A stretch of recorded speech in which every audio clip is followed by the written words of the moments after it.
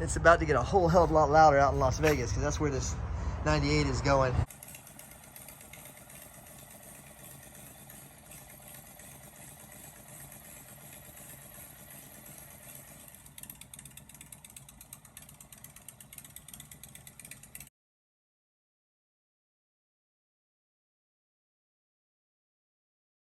Okay, because I'm using a 23-inch wheel, it's so much taller than this wheel, I need to change the springs in the springer to lower. It's a kit from a company called Burley. It's a lowering spring kit, and basically you use a shorter spring on the bottom and a longer spring on the top. So a shorter spring here and a longer spring here, that allows you to bring the fork leg up and the rocker up, which lowers the bike. And when I put the 23-inch wheel on it, it doesn't seem like it's sitting up too high in the front of the bike.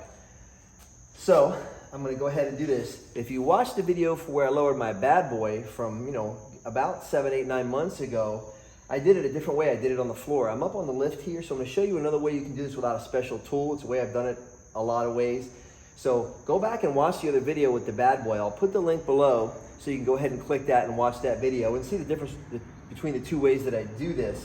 But I'm gonna do another way I do here. It's pretty cool. It's something I was using when I was younger and didn't have any money and couldn't afford to buy specialty tools, or didn't even know I needed the specialty tool. So it's a real simple way to do this. Check this out. Okay, so there's a lot of spring pressure here on these springs. These springs are compressed probably over 1 inch right now. And if you take these top nuts off, this is gonna shoot the bike up. I mean, it's pretty violent how much spring pressure is gonna be released when you do that. So what I need to do is compress the springs on the bottom, release the pressure on the top, and I'm gonna do it with motorcycle straps. The same kind of straps you use to haul your bike around in a trailer or in the back of your truck. Okay, so I'm just gonna connect right here to the handlebars, because that's something that's gonna be out of my way. And then I'll connect the other end of the strap down here to my stand. There's a hook on my motorcycle airlift. And then I'm just gonna go ahead and start to tension this strap. And as I do it, you see it's starting to compress the springer and release the pressure on the top. I gotta put one on the other side, do the same thing over there. You can see that bike pulling down, compressing those springs.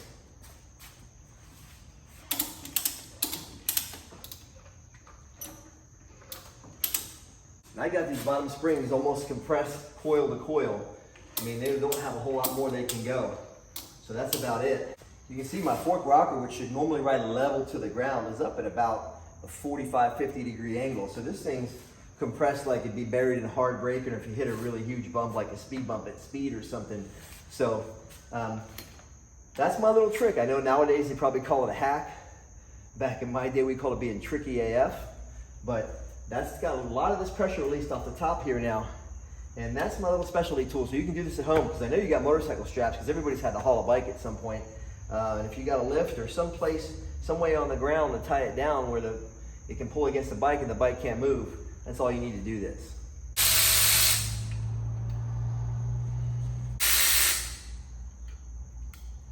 I just took off the jam nuts, which are basically what locks the nuts that hold the springs in place, and now I'm gonna pop these nuts off.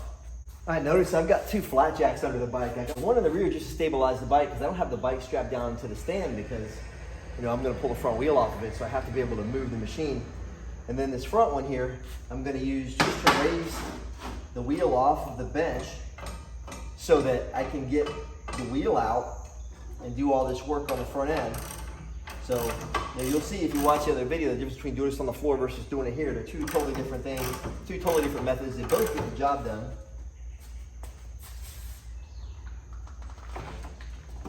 But I go ahead and raise this one up a little bit. Now I got my front wheel off the bench. I'll go ahead and get that out. We'll do the springs and we'll swap the wheels out. Doing this one is so much easier than doing my bad boy, and here's the reason why. My bad boy is a 95. This is a 98. And 97, I believe it is, they changed from a mechanical speedometer to electronic speedometer. So the mechanical speedometer is driven from a drive on the front wheel with a cable that runs up to the speedometer. And then the electronic speedometer is driven from the gearbox by a sensor and a wire that goes to a electronic receiver on the speedometer. So a couple things. I don't have to deal with any of the spacing on the speedometer drive on the front wheel of this because there's electronic speedometer from the gearbox, but also when you change the front wheel size on the 95 Bad Boy, now it gives you an incorrect speedometer reading because the wheel is so much larger in circumference. But with this machine, because it's driven off the rear wheel and the gearbox and the rear wheel staying the same size, it doesn't make that kind of difference. So there's a couple things that make it a lot easier to work with a 97 and later bike versus my bike, which is a 95. Hey, no complaints. I never use a speedometer anyway. But, you know, I know I'm going faster than the speed limit most of the time. But it's just one of those things. If you did want to know exactly how fast you're going or really use your odometer for your mileage, I know the circumference of my tire. I know that when my speedometer says 55 miles an hour, I'm going 62 or 67, whatever it is. Same thing, I can count my miles that way. But with these bikes, it's a little bit easier to do the work.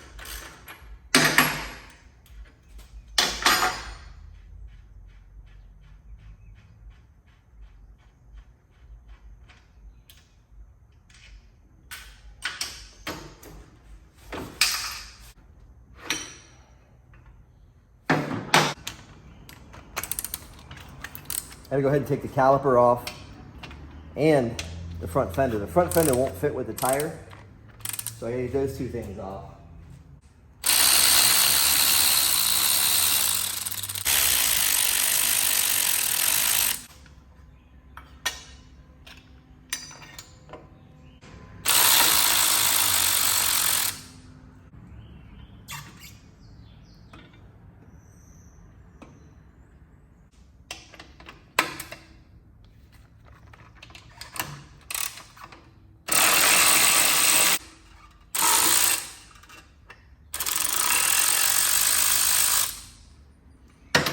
Then get the fender off. You only have to remove one of these mounts. Just pull that. That comes off, and the whole thing will come off this way. Right, with the fender off and the brake off, I can just go ahead and roll the wheel out. I need to get this front leg off, so I'm going to go ahead and pull this rocker stud and nut out. Pull the front leg off. I can swap the springs real quick and get ready to start reassembling.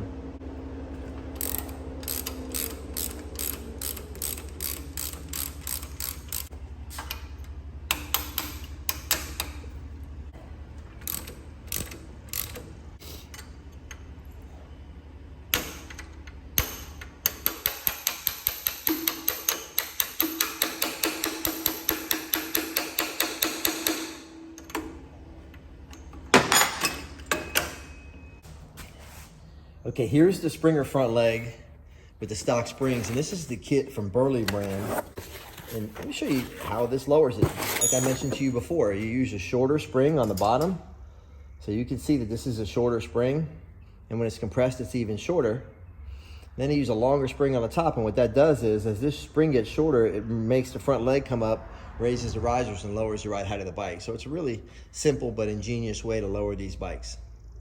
Back in the old days, you would just take a pair of bolt cutters or a cutting wheel and cut one of these off, but what that does is it makes the spring a lot stiffer. It made them ride really rough.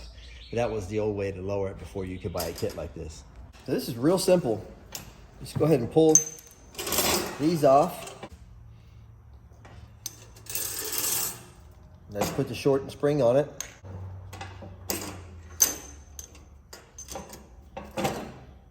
And then you can see right there the difference in the length in these springs from the lowered Burley spring to the stock Harley spring.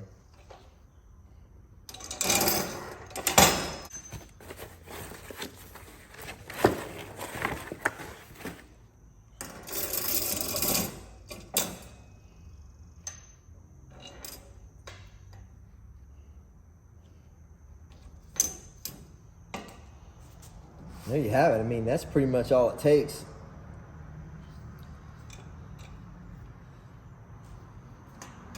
Shorten those springs, lower the bike.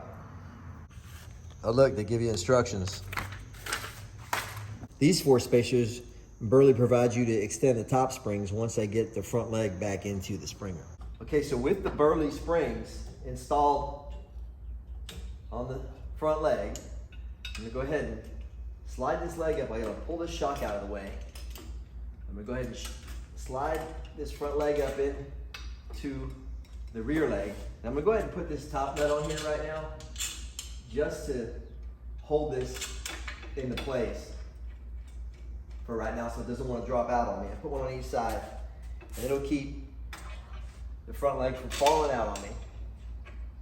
I'm gonna show you again now my method of compressing these springs without a specialty tool, using the bench and motorcycle straps. We gotta do a couple other things first.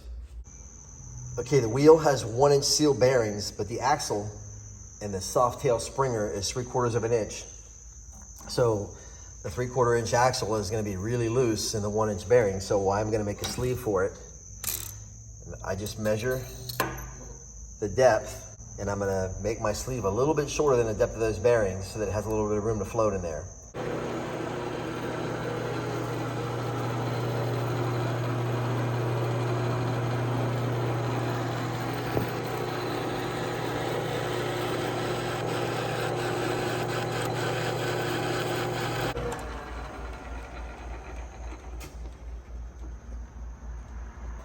All right, so this is gonna be my axle sleeve. I cut it with the lathe. I scuffed it real gently with a piece of emery cloth so that it doesn't have any burrs or anything that's gonna snag up in the bearings.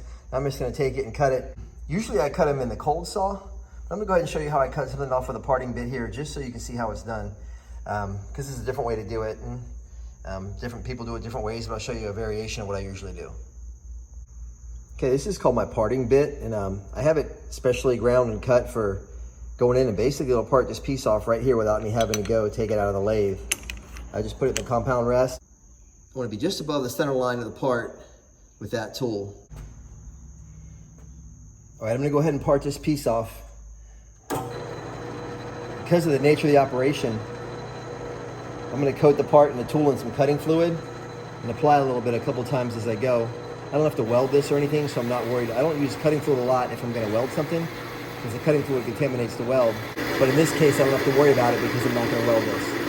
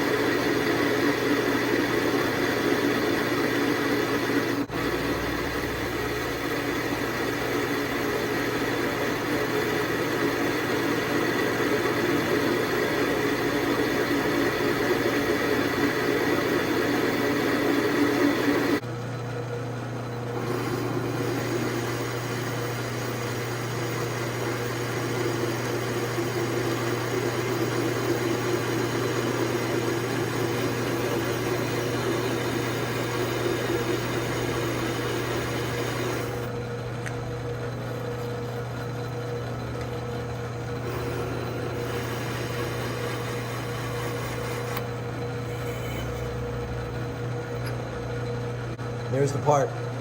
I gotta clean this end up here. Do that real quick and it's ready to go in the wheel.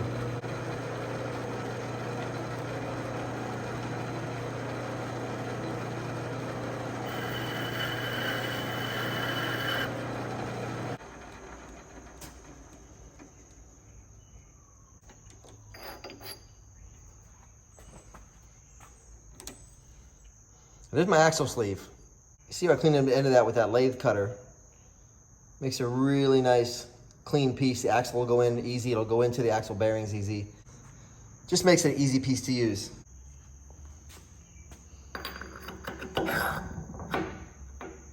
There's that. So it's a little long right now. It's hitting the steel table, and I want it to be just below the surface of this bearing race because the axle spacers need to contact this bearing race so that the bearing can support the wheel and not this spacer. So I'm gonna cut a little bit off the end real quick, and I'll be ready to roll. Okay, I took a few thousandths off of that. See now how when I drop it in, it drops below the surface of that bearing spacer? That's what I need. This can float in there just a little bit. The sleeve supports the wheel radially inside these races, but these races here are supported axially this way. All your up and down force is gonna be absorbed by the bearing through the sleeve, but all the side to side forces are gonna be absorbed by the bearing races themselves, and the sleeve has really nothing to do with that. Okay, here's how I'm gonna compress these springs. I'm gonna use my front wheel, like I told you before. The wheel is set up for a 1-inch axle for a later model. I have a 3/4 inch axle from Harley Davidson for the Springer. So I made a sleeve. The 3/4 inch axle goes inside this 1-inch steel frame tubing. This is the same kind of frame tubing this motorcycle frame is made from. If you got a custom chopper, that's what it's made from. Mild steel 1-inch tubing. Some frames use bigger tubing, but this is from a 1-inch frame. So I put the sleeve in there. And here's what I'm gonna do. I'm gonna go ahead and roll these rockers up. I'm gonna have to jack the bike up on the jack a little bit.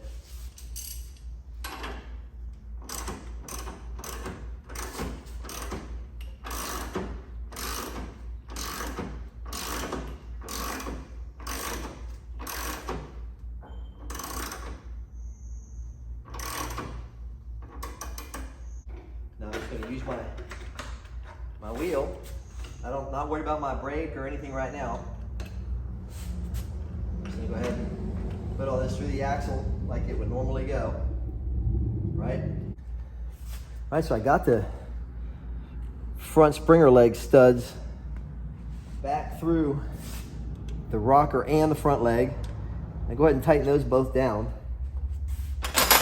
And you'll be able to see how easy it is once that's done for me to compress these springs and get the rest of the unit back together. See, as I lower the front jack now, you see that axle, the weight of the bike starts pushing on the rockers and pushing the Springer up, and you see up here, this is all going to compress. You see it's compressing my spring and pushing my spring studs up.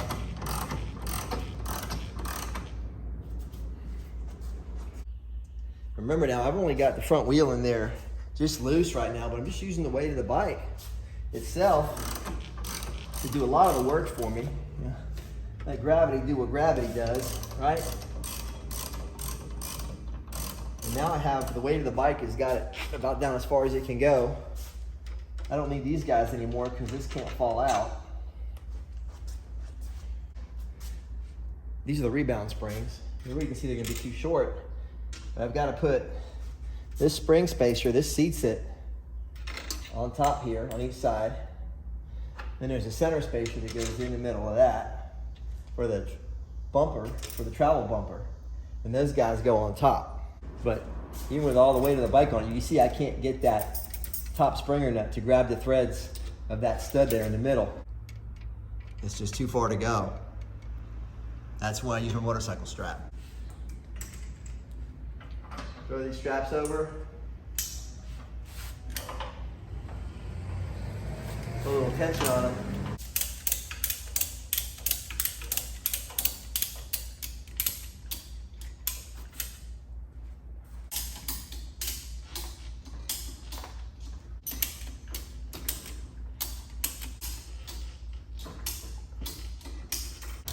I got this thing about cranked down as far as it'll go. These bottom springs are almost binding again. The shock looks like it's definitely binding. Jump up here and get these guys started. See, that one's already started. I got everything compressed enough now. Just through the motorcycle straps and the weight of the bike, the combined force of those two things allow me to get this job done. Hopefully I taught you something here. You know, there's a lot of ways to do something, but I know a lot of you guys, I've been reading your comments, have been saying you want to do these things to your bike, what I've done to this 98, what I've done to my bad boy. You're saying you'd like to do these to your bikes. So I'm showing you some ways to save some money and save some time by not having to go out and buy tools or pay somebody to do it. You can do this by yourself in your garage with a lift, or even if you had a wooden pallet, you put your front tire back down on a wooden pallet strapped to your pallet, and you go ahead and compress these springs and get this job done safely, quickly. You know, probably take you a little bit longer to do it than it takes me because I've been doing this for so many years, but you know, you can get out there with your son or your daughter in the garage and spend some real time with them. I'm looking forward to my kids getting a little older and being able to do this kind of stuff with them in our garage at home or in my shop, but spend a little bit of time with them and do stuff and show them how things are done and how you get things done without letting things get in your way.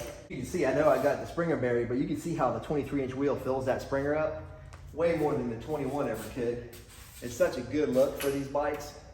I know in the comments a lot of you guys said that you thought I should go with the 23, and you know, I did. This bike's going to Las Vegas, and the owner, everything's bigger, louder, crazier in Las Vegas, so he wanted the 23-inch wheel, and so I agreed to do it for him, and I just figured I'd show you how I'm doing it while I'm doing it, because it's leaving in a few weeks, and I won't see it again probably until the next time I'm in Las Vegas. And I think everybody knows my wife ain't letting me go to Las Vegas. The stabilizer bar goes on top. A couple of flat washers go up there. 2 acorn nuts cap it off. That's a wrap as far as lowering the Springer. Now all I got to do is get the brake rotor on this rim, do all the axle spacing so that the wheel's centered in the Springer, tighten that axle down, and the whole front of this bike is done. I'll take it down off the lift, put it up next to my bad boy, and you can see the difference between two. You can compare the two. They're basically the same bike with different trim is really the only difference between these two bikes, and the speedometer being electronic versus cable driven, but they're really the same machine. The parts are interchangeable pretty much from one to the next. So, but I'll set them side by side just so you can see them.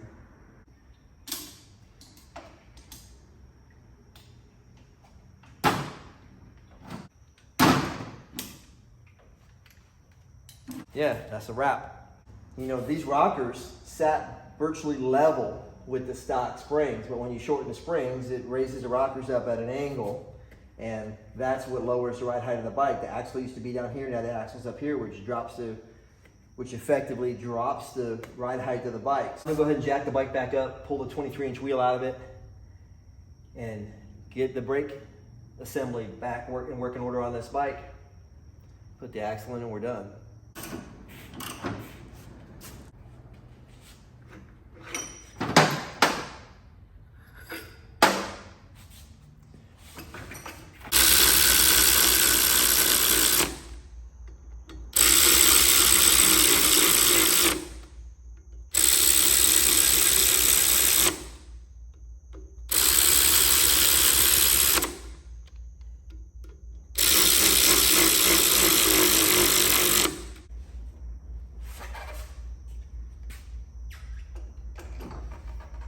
All right, I had to change the brake rotor because the center of the brake rotor needed to be 2.2 inches.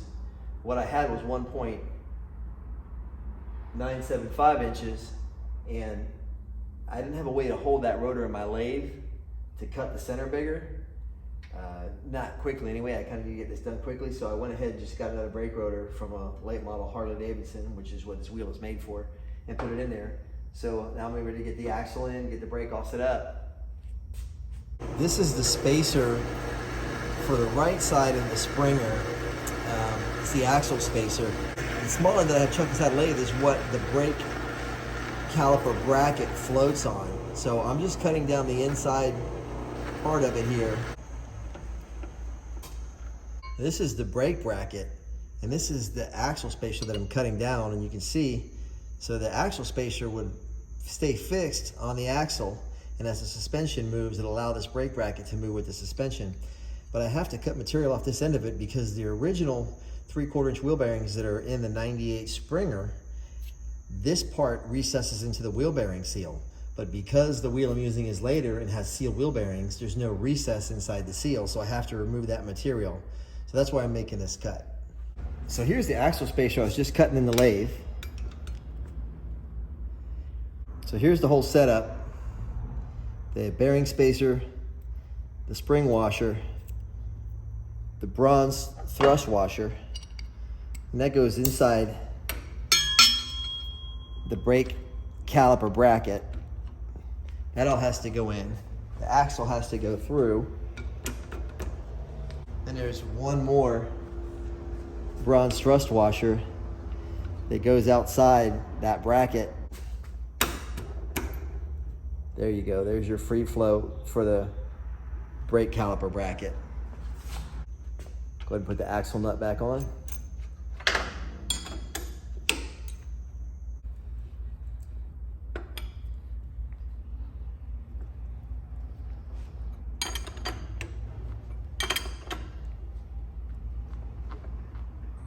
See, even with the axle torqued, there's float there, which is what you need for the brake to be able to move with the suspension of the Springer. And then as you look down, the spacing on the tire from either side of the fender mounts is perfectly centered. All right, there it is with the front brake installed. I just put those bolts back in that you saw me take out. Everything's evenly spaced. I'm taking it outside and give you a comparison with my bad boy. And then she's on her way. So there's the 98 with the 23 on it. Definitely think it looks a lot better. Like I was saying, that 23-inch wheel fills the Springer fork, because these Springer forks are 4 inches longer than the early Springers. So when you put a 21 on the early Springer, it fills it up. You see the comparison of these two bikes. Both of them have the same handlebars. They both have the same Lapera bare bones seat. They're both lowered front and rear. Rear lowered by the shocks and front lowered by the Burley springs. So there's a good side by side of the two. Then you see there, they're two pretty awesome motorcycles. It's about to get a whole hell of a lot louder out in Las Vegas, because that's where this 98 is going. And my bad boy's staying right here with me. So, hey, thank you guys for watching.